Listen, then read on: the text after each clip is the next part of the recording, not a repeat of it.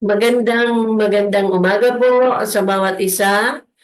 Ang minamahal kay Kristo. Hallelujah. Salamat po sa mapagpalang umaga. Purihin po ang Panginoon. Tayo po ay magpapasimula na ang pamagat ng ating pagbubulay-bulay sa ating morning devotion ay ang mga panata ng mga babae. Hallelujah. At yun ay makikita natin sa mga bilang 31 hanggang 16. Tayo po muna ay manalangin. Aning Ama at aming Diyos, kami po ay lumalapit sa iyo sa umagang ito ng may pagpapasalamat. Salamat po sa magdamag na iningatan mo kami. Lahat ng mga nakakaisa ko ngayon sa morning devotion na ito, sa aming pagbubulay-bulay ng iyong mga salita. Iningatan mo po ang bawat isa sa pagpapahinga, sa magdamag.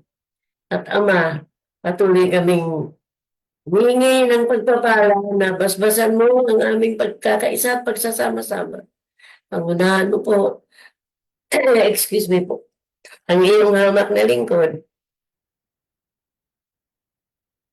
Purihin ka po, Panginoon. Salamat po, Ama. Sa pangalan ng aming Panginoong Yesus, tayo po ay magsabi ng Amen. Hallelujah. At yun nga po, babasahin po natin ang mga salita ng Panginoon doon sa mga bilang 31 hanggang 16.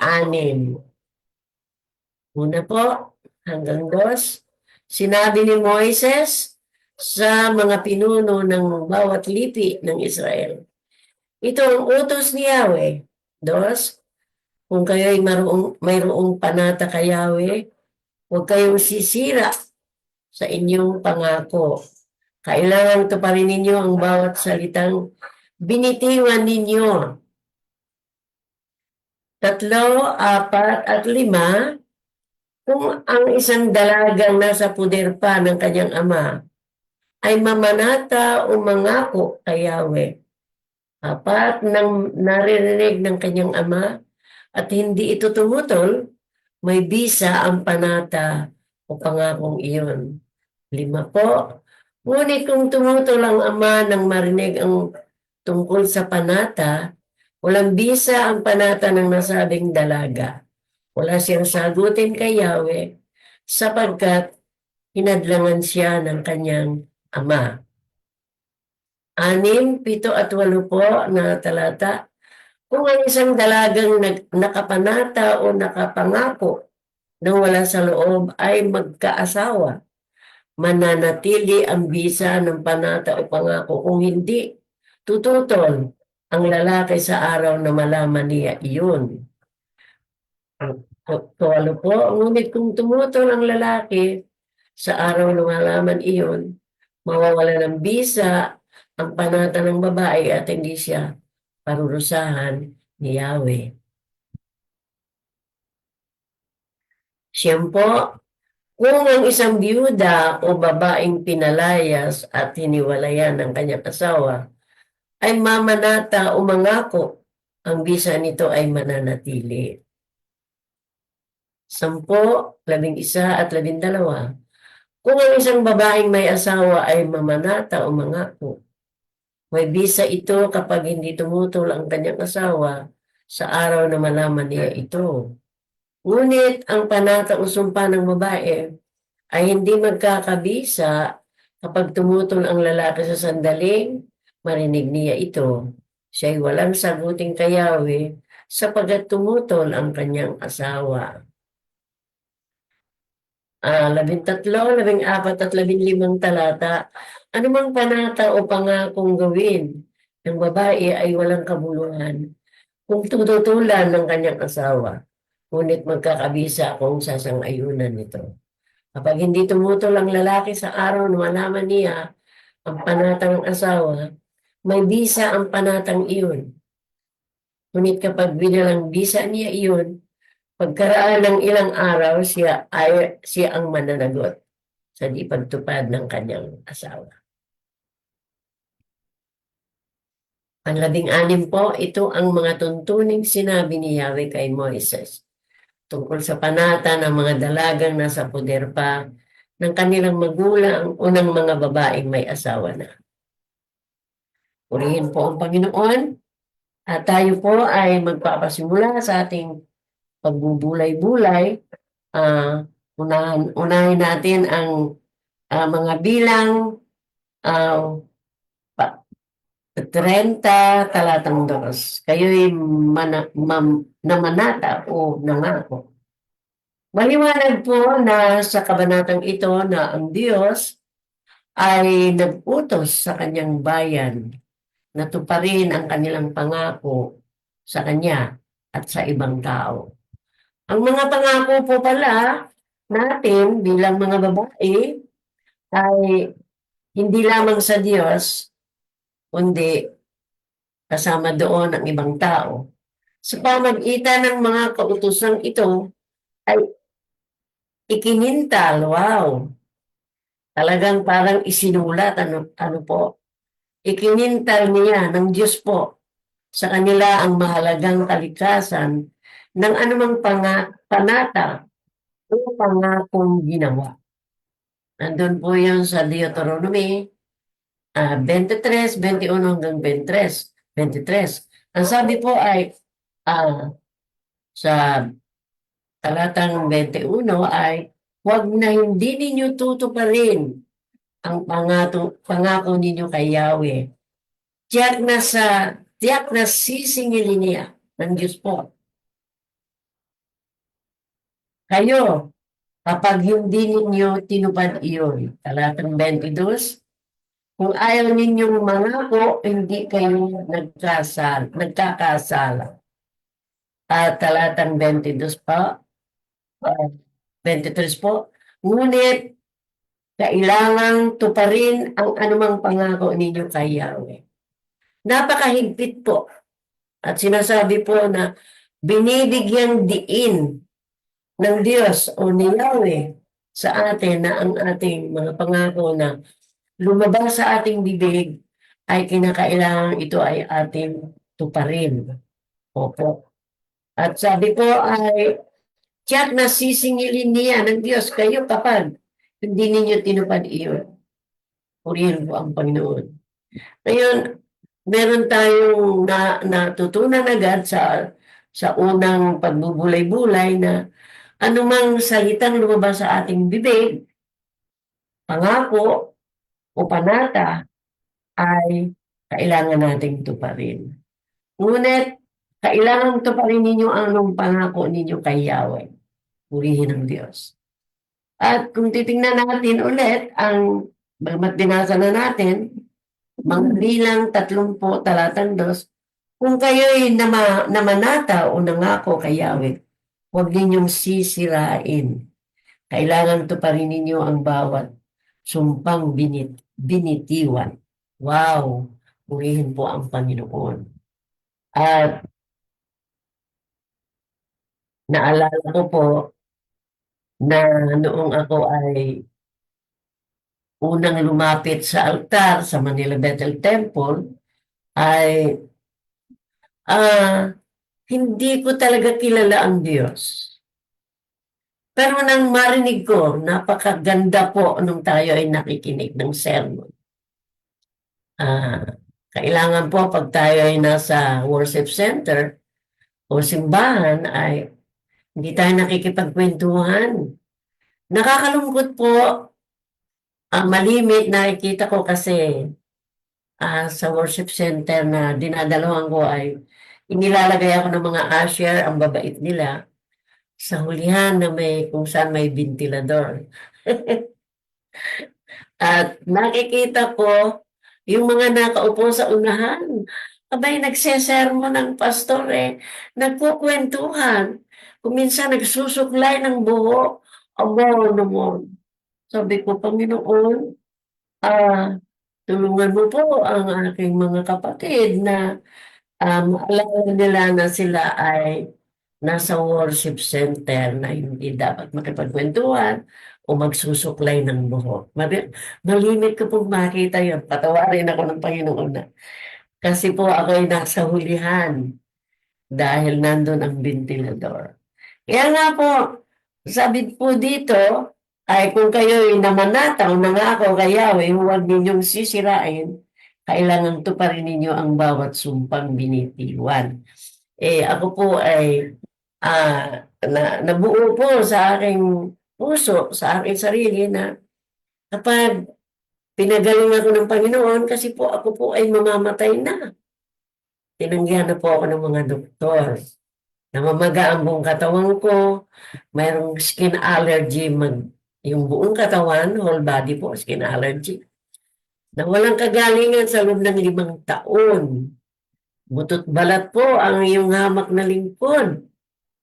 Ay, sinabi ko sa aking sarili na kung ako'y pagagalingin ng Panginoon, ay maglilingkod ako sa Kanya.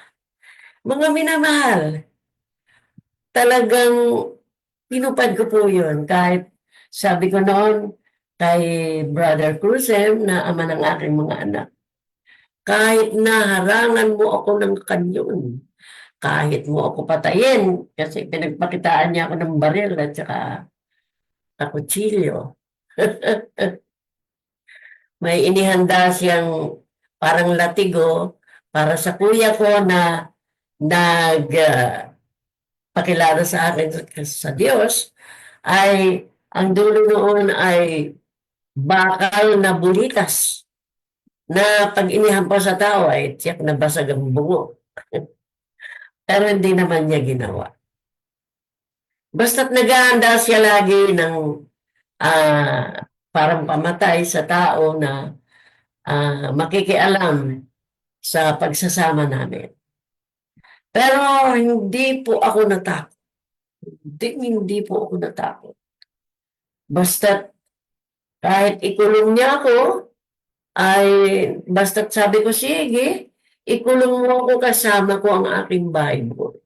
Di makakapagbasa ako ng gusto. Hallelujah. At alam kong kasama ko ang Panginoon. Dahil meron po akong napakahalaga po sa ating mga mananampalataya na meron tayong tinitindigan na bersikulo sa Bible. Sabi po kasi sa Genesis 28:15, I will be with you wherever you go and watch over you. Pakaganda nun.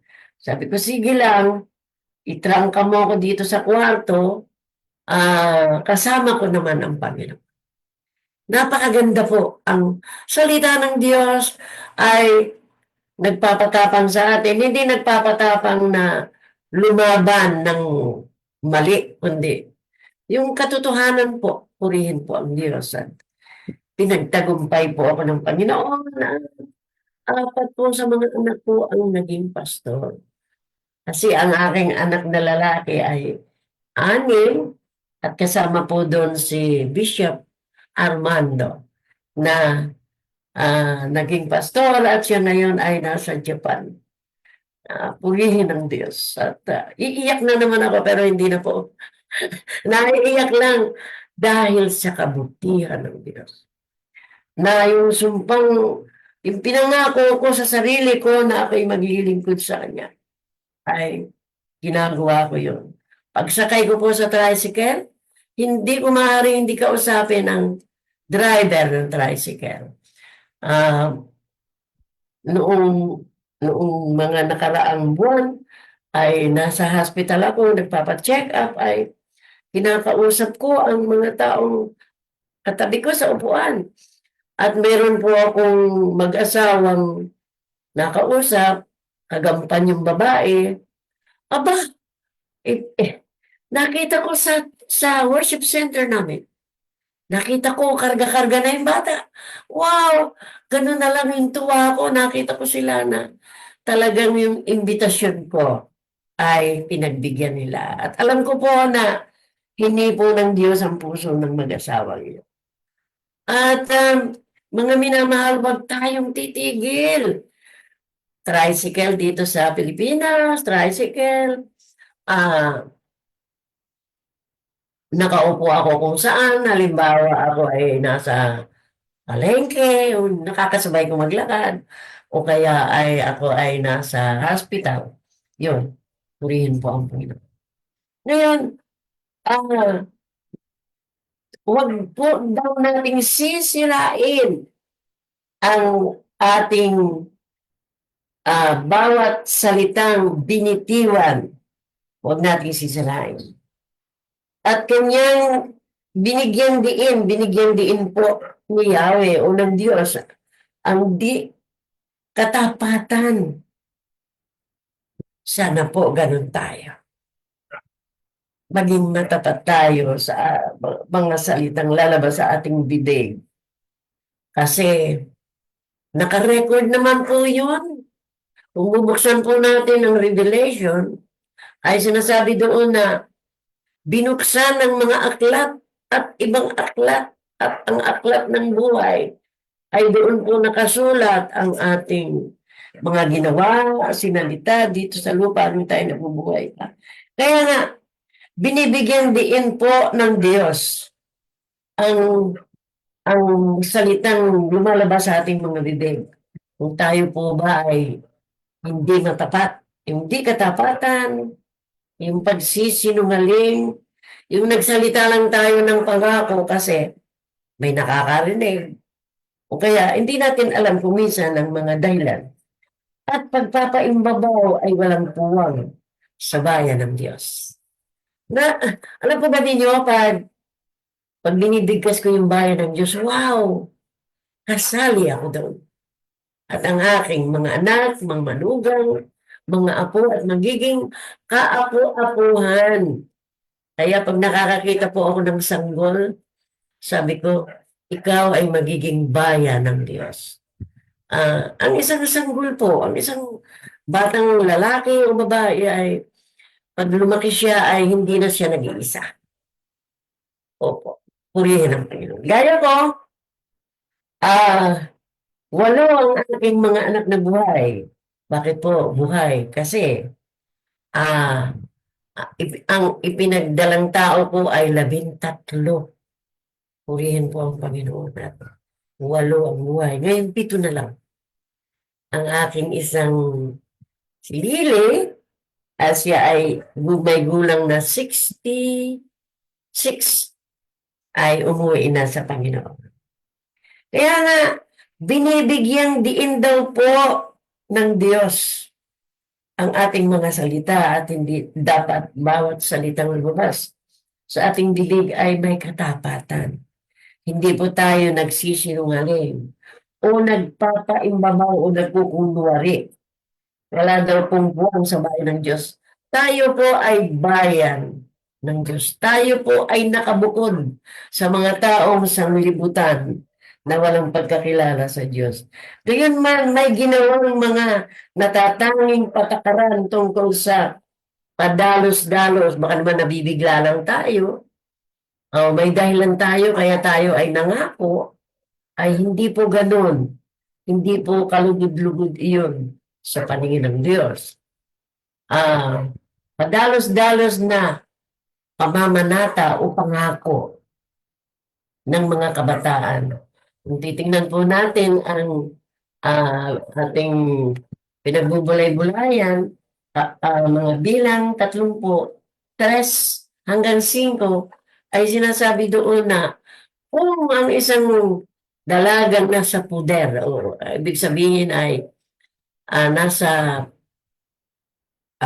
bahay pa ng kanyang mga magulang, nasa puder pa ng kanyang ama ay mamanata o mangako kay Yahweh nang naririnig ng kanyang ama at hindi ito tumutol, may bisa ang panata o pangakong iyon. Purihin po ang Panginoon. Meron pong kapangyarihan ang mga ama ng isang sambayan. Kapag narinig niya ang pangako ng kanyang anak, ay may bisa iyon. Ngunit kung tumutol ang ama nang marinig ang tungkol sa panata, walang bisa ang panata ng nasabing dalaga. Wala siyang sagutin kay Yahweh sapagat hinadlangan siya ng kanyang ama. Ngayon, kung ang isang dalaga nasa pagkukup-kupa ng kanyang magulang, yun po ang ibig sabihin ng puder. Puder. nasa pagkukupa ng magulang, ay mamanata o nangako kay Yahweh. Kapag narinig yun ng ama ng dalagang iyon at hindi tumutol, may bisa po yung pangako na yun, o panata na yun. Sa 5, ngunit kung tumutol ang ama, matapos marinig ang pamamanata, walang bisa ang panata ng nasabing dalag. Wala ring sagutin kay Yahweh pagkat hinadlangan siya ng kanyang ama. Alala ko po, ah, nasabi ko sa ama ng aking mga anak na ah, gustong-gusto kong maglingkod sa Panginoon pero yung salitang panata o pangako ay hindi naman lumabas sa aking bibig. At talagang, no, hindi pwede. Hindi pwede. Marami kang anak na dapat alagaan sa bahay at dapat lagi kang nasa bahay. Pero nung makilala ko po ang Panginoon, ay hindi na po ako mahagilap sa bahay. Ako po ay nasa iba't ibang gawain, naiimbitahan magsalita sa iba't ibang ah, worship center o simbahan. Patotoo po, yung hinihingi nila ang patotoo kasi po, ako yung mamamatay na noon. Kaya gusto ng mga pastor na, kapatid, baka pwede kang magpatotoo. Okay, okay naman po. Nako, gustong-gusto ko po na ipagsigawan sa buong mundo ang ginawa ng Diyos sa akin. Na mahal ako ng ama ng aking mga anak. Yun ay napakabait na tao sa akin. No? Hindi pa ako nagiging Kristiyano. Hindi ko pa nakilala ng lubusan si Jesus. Ay, um, pagka siya ay may trabaho pang gabi, yun po ay hinahagisan ako ng sampagita sa bintana. Kaya pala sasabihin niya, magtatrabaho kami magdamag ng mga trabahador ko. Kontratista po kasi siya. Ay, huwag mong isasara ang bintana, ah. Sabi ko, bakit? Aba, basta huwag mo isara. Mararamdaman ko lang yung pagbagsak ng sampagita mula sa bintana. Napakabait niya. Mahal na mahal niya ako. Pero, nung ako'y may sakit, mamamatay na ako, wala siyang naitulong sa akin. Ngunit, nang makilala ko si Jesus, nagsisi ako ng aking mga kasalanan, pinagaling niya ako doon sa sakit ko na 5 taon na nagpahirap sa akin. At sa kanya rin kasi kailangan niyang siya ang laging may pagod na siya sa trabaho, siya pa rin yung namamalengke, siya pa rin yung nagluluto, nag-aalaga ng mga bata pagdating ng bahay. Pakabuti niyang ama ng aming mga. Kaya nga po, sa atin pong patuloy na pagbubulay-bulay, ay sabi po ay kapag naririnig ng asawa at tumutol, ay mawawala ng bisa. Pero kapag hindi tumutol, ay may bisa. Wala siyang ginawa kundi tumutol. Pero hindi po ako sumunod sa kanya. Kasi po tayong mga babae, bagamat meron tayong mga pinaninindigang prinsipyo o pinaninindigang mga bagay na gusto nating isagawa at tuparin, ay titignan din natin kung tama. Mali naman yung pagtutol niya. Ayaw niya maglingkod ako sa Panginoon. Pero ang napakaganda po, sa wakas ng kanyang buhay, ay siya po ay kumilala sa Diyos. At December 27, 1985,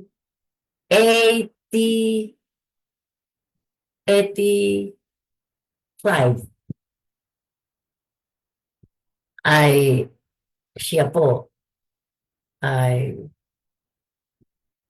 lumapit na sa Panginoon. Nagpakumbaba. Sabi niya, yun po ay tumakbo na yung 23 taon na pang-uusig niya sa akin. Pero hindi po niya ako nahadlangan. Hindi po. Kahit kasama ang aking mga anak sa hirap na pinagdaanan ko, naroon binubugbog niya ang kanyang panganay, pangalawa, pangatlong anak. Kasi pinagbibintangan niya akong may lalaki. Pero isang araw, galit na rin ako. Pinatulan ko siya, galit na rin ako. Alam mo ba, totoong may lalaki. Ha? May lalaki ako. Alam mo kung sino? Si Jesus. At yun ang sinabi ko sa kanya. At sabi ko, hindi ko naranasan kung gaanong pagmamahal at pag-ibig ang iniuukol ko sa lalaking ito, si Jesus, na namatay sa krus para sa ating mga kasalanan. At sa kanyang mga latay, pinagaling ako ng Panginoon. Nakasulat po na, sinulat po ni Pedro, ikalawang Pedro 2:24, sa mga latay ni Jesus, kayo'y nangagsigaling.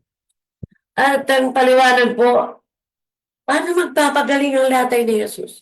Ang paliwanag po ay bawat latay na lumatay sa katawan ng ating Panginoon ay may katumbas na sakit na dumadating sa tao na lupa sa ating katawan. Dahil tayo lupa, tayo mahina, ay nalataya ng ating Panginoon Jesus. At doon sa mga ganong paliwanag ng Santong Kasulatan o ng Biblia, masyadong nahipo, natats ang aking puso na, wow! Kaya yung 1:16, napakaganda ng kahulugan. Sapagkat gayon na lamang ang pag-ibig ng Diyos sa sanglibutan. Para po sa akin, ang sanglibutan ay tatlo. Una, yung sanglibutan na nilikha, ginawa ng Diyos. Inilagay lahat ng mga pangangailangan ng tao, mga punong namumunga, ilog, tubig, lahat na po ay yun ang sanlibutan. Pangalawa, yung taong nilikha niya, ako, kasama ako doon, nakatira sa sanglibutan. At ang mga sistema, pangatlo, makasanlibutang sistema ng mga taong nakatira sa sanglibutan. Salamat sa Diyos, hindi na po natin sinusundan ang makasanglibutang sistema ng mga tao sapagkat tayo po ibinukod. Kung kayo po ay mapapasyal dito sa aking maliit na bahay, ay may isinusulat ako sa mga picture ng aking pamilya na tayo po ay tinawag mula sa kadiliman. Unang Pedro 2:4. Tayo po yun. At pinili. Efeso 1:4. At tayo po ay tinatawag na God's treasured possession. Deuteronomy 7:6. Hallelujah! Mga minamahal, ang salita po ng Diyos na nakasulat sa banal na kasulatan ay kinakailangan laging nakasulat sa ating mga puso, kaisipan. Sapagkat sa panahon po na kinakailangan natin ang tulong ng Diyos, ang salita po ng Diyos ay ating mapanghahawakan. Gaya po nung paulit-ulit kong binabanggit sa mga latay ni Jesus. Ako'y pinagaling niya. Tayo'y pinagaling niya. Kayo'y nangagsigaling. Sapagkat dinala niya ang ating mga kasalanan at ang ating mga karamdaman doon sa krus, sa bundok ng Kalbaryo. At bago siya nalagutan ng hininga ay isinigaw niya, Tetelestai, naganap na, it is finished. Hallelujah. Na ano po, natapos na. Natapos niya yung kanyang ah ipinangako sa Ama na tungkulin na gagampanan dito sa lupa. At natapos na rin ang pagliligtas sa mga taong nanampalataya sa Kanya. Mapalad po tayo mga minamahal kay Kristo, mga kamanggagawa kay Kristo, na lagi nating dapat mabanggit sa ating pagtayo sa pangangaral na tayo po ay pinagtagumpayan sa krus ng ating Panginoon. Ano man ang mga pinagdadaanan po natin, lalo ngayon na may kahirapan, mahal ang mga pagkain. Meron po ngayong gustong pailalim batas sa mga restaurant na hindi isang buong cup ang ibibigay na pagkain sa mga order. Kanin po, kundi kalahati na lang. Dahil natatapo naman ang mga kanin. Nasa huling panahon po tayo ng ating paglilingkod. Huwag nating tigilin ang ating mga labi.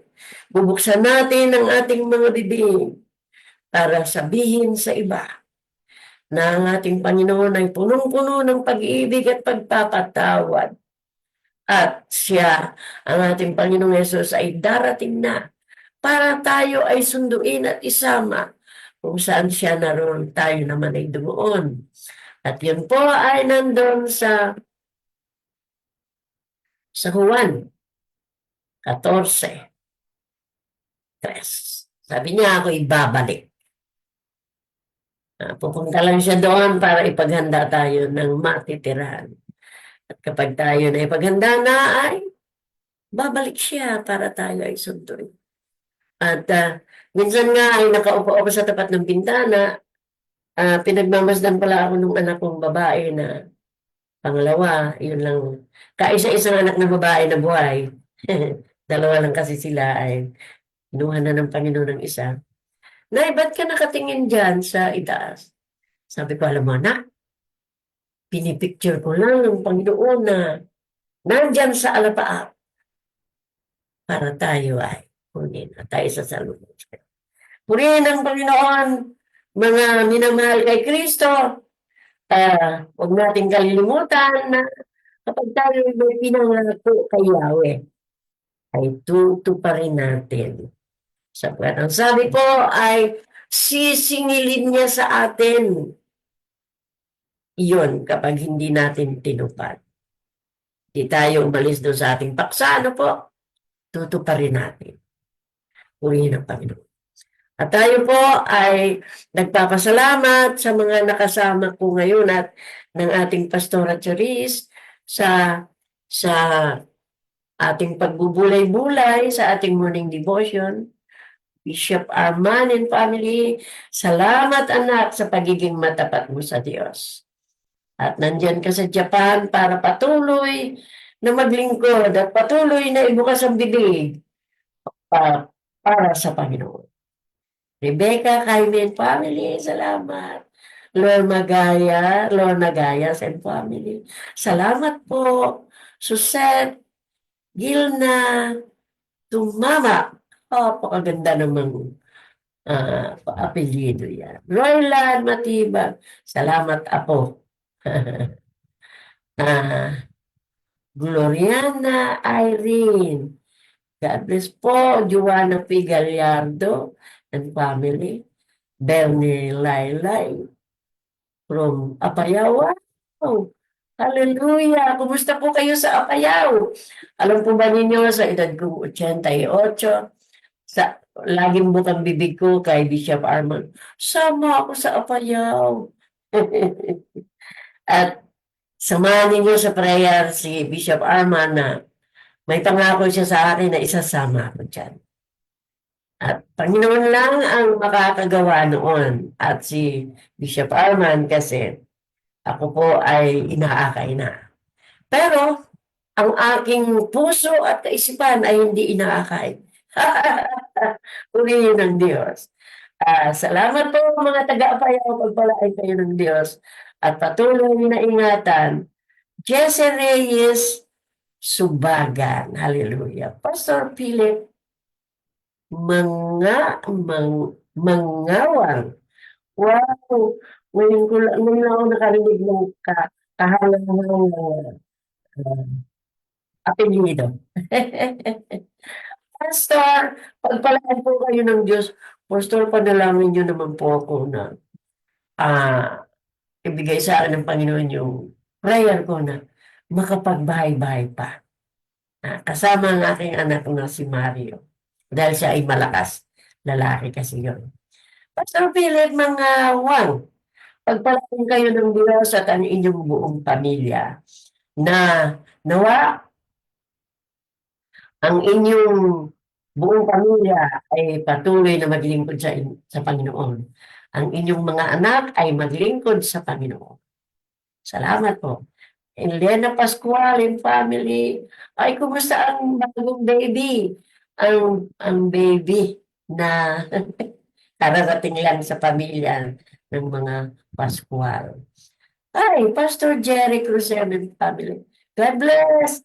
God bless mga anak, Karis, Imbisan and family. Purihin ng Panginoon. Salamat po, maraming salamat po.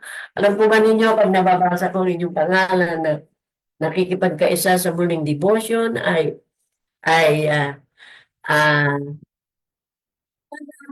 dinudugtungan ng lakas. Lucel, hallelujah, Piscasio. Lucel Gistiada, paganda ng mga apelyido. Piscasio. Ay parang nadudugtungan yung aking lakas. Alam po ba ninyo na, ito may sasabihin na naman ako, ang mga palatandaan ng pagdating ng Panginoon ay nangyayari na. Makakarinig kayo ng digmaan, mga bagyo, mga lindol, pagputok ng bulkan, andyan na lahat. Pagsama ng maraming tao, napakaraming masasama. Huwag tayong matuwa na pupunta tayong langit. Sila ay pupuntang impyerno kaya. Huwag tayong magpigil, ibubukas natin ang ating bibig. Nananampalataya po ako lagi na sa pagbukas ng aking bibig, hihipuin ng Panginoon ang puso ng taong kausap ko.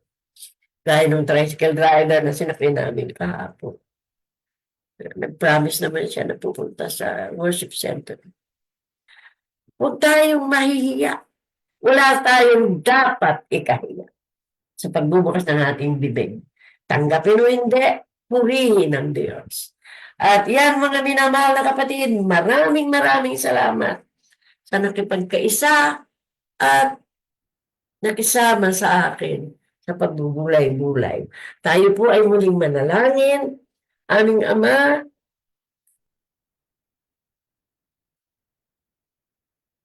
salamat po na ako po ay patuloy mong dinudugtungan ng paghinga.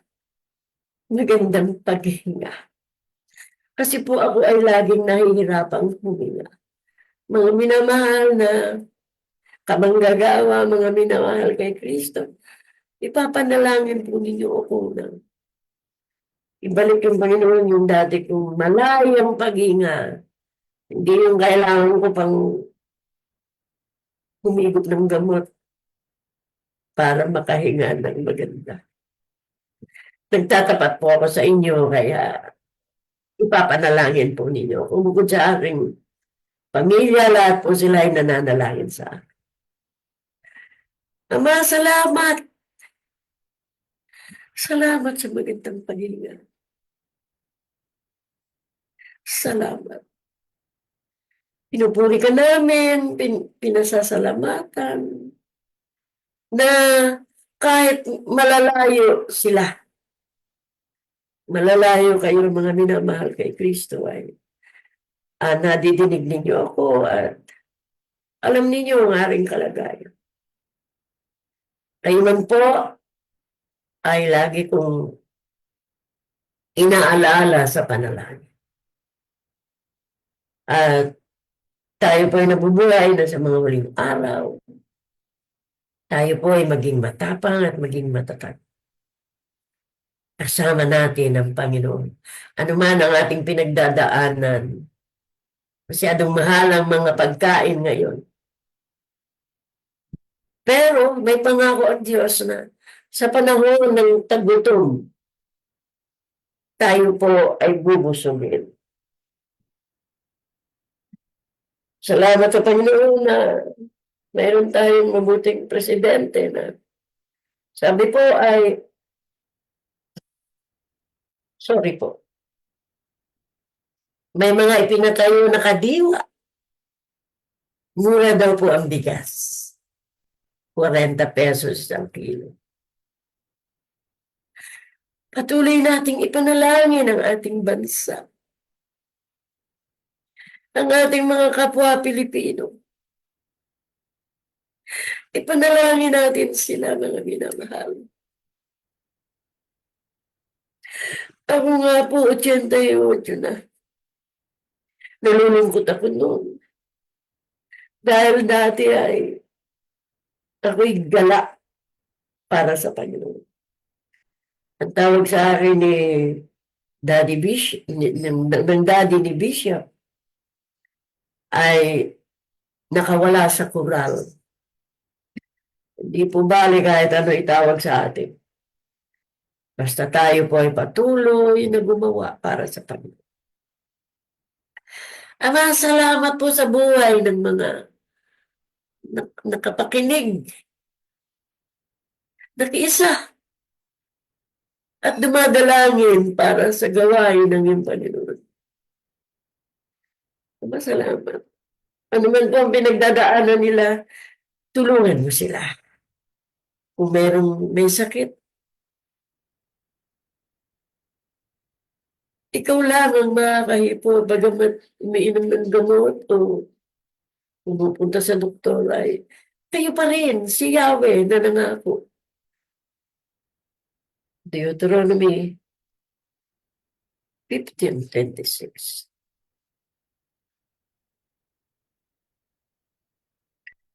Exodus 15:26 po. Sorry po. Ako si Yahweh ang inyong manggagamo. Lagi ko pong binabanggit yon dahil sa edad ko marami nang nararamdaman. Pero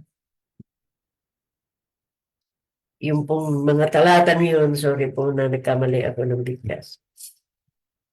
Exodus 15:26. Akong si Yahweh ang inyong manggagamo. Naangkin ko po yun para hindi lang sa sarili kundi para sa bawat isang may nararamdaman sa katawan.